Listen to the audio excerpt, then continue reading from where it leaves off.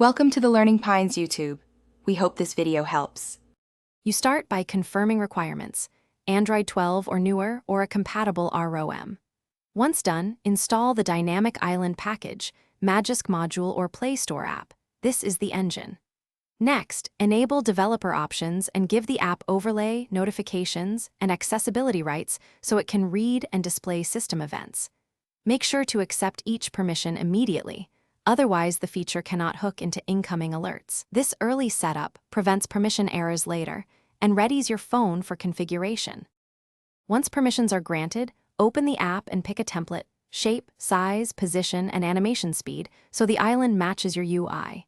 You then map events, assign incoming calls, media playback, timers, and navigation to specific island behaviors. Make sure to test each mapping, tap play, or simulate a call. Next, adjust exception rules for full-screen apps and do not disturb to avoid intrusive pop-ups.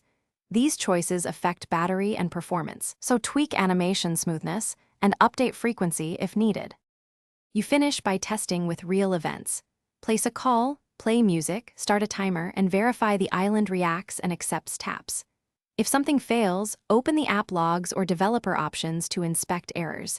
These show permission denials or overlay conflicts.